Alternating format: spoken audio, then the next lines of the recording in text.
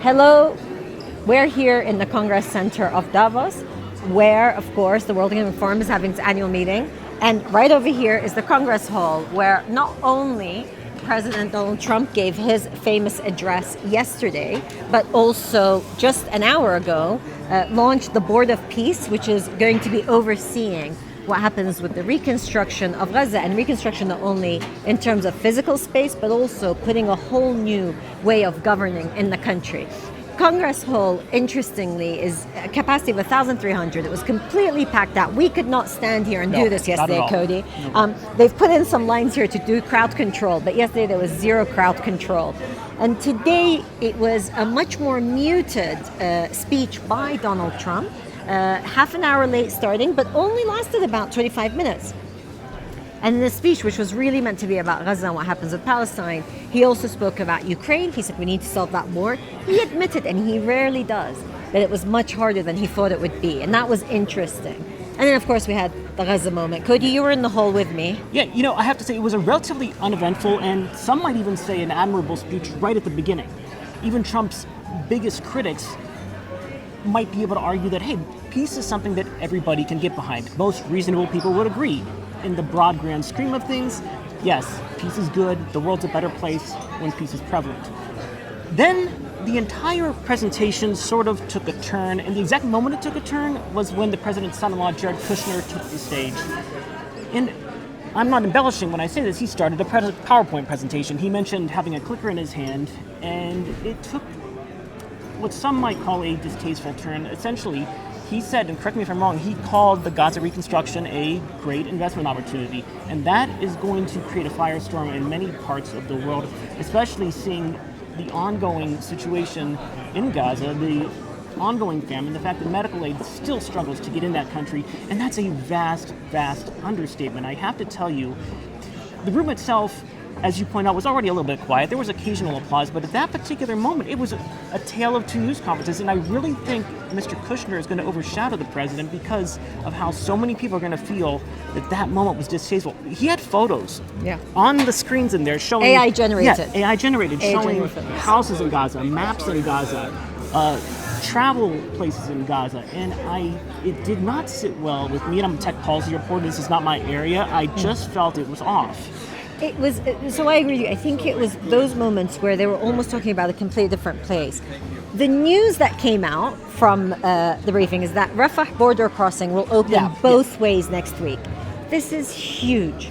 It's now 2.5 years of that border crossing being completely slammed shut. Yep. It's really important to allow people who are injured to come out of Gaza, people who haven't been able to visit their families. I'm sure there'll be some controls. There were always controls. Gaza never had open borders. But at least there was that message, and it was delivered by Ali Sha'af, the only Palestinian who spoke today. But he wasn't in the room. He wasn't in that room. He was on a video address, which he spoke in English and said, we will open the Rafah corridor both ways. And then he spoke in Arabic. And he said, I address this to the people of Gaza, listen to me. And he was saying to them, we're doing this for you, we're working for you. And I think he was really trying to do an appeal. I think a video message in Davos is not really the way you're going to reach the people of Gaza, but it was important that at least they were addressed and people referred to them. Second piece of news is Jared Kushner announced an investment conference in Washington in 2 weeks' time. So apparently the borders will open and then there will be an investment conference, and he called on the private sector people who are all here, and really it's such a relaxed tone that you have to capture in here, which is very rare. There was a sense of talking to the investment people that this is your opportunity, you can come in. And when Jared Kushner finished, President Trump came back on stage and reminded people that this was a great investment opportunity, and he said it's all about the location. And when I saw the location, and I saw the beautiful beaches, I thought this is something to get involved in. He also said it's really hard to keep a straight face, because I couldn't believe the way he was addressing the situation. He said, I'm a real estate man at heart. Yeah, it felt like a late night infomercial at that point, which is really unfortunate, because the first half start was amazing. The first half, it was like most reasonable minds could agree that, okay, this is an idea we can get behind. The world's a better place when peace is prevalent. But the ending kind of, again, it was unscripted. And the thing about President Trump is when he's scripted, you can see, I can follow this. Unscripted often tells us the real story of what's going on in his mind.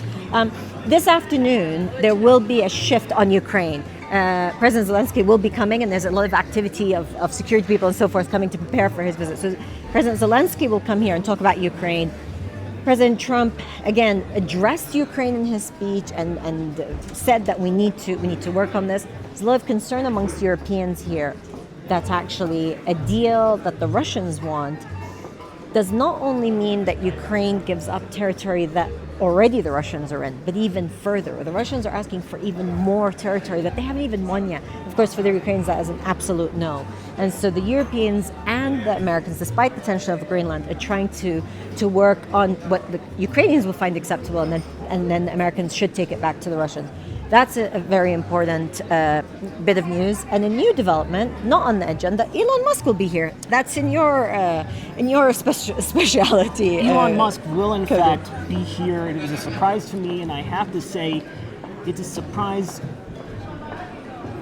It's a surprise because he left the White House not on great terms with the Trump White House. And reports have sort of been going all around that J.D. Vance has played a role in kind of bringing Elon Musk back into the fold.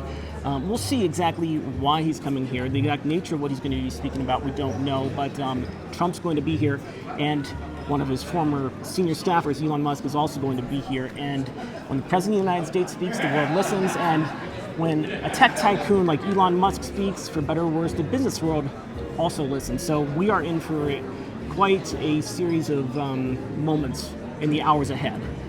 So keep tuning in, and we'll bring you all the latest.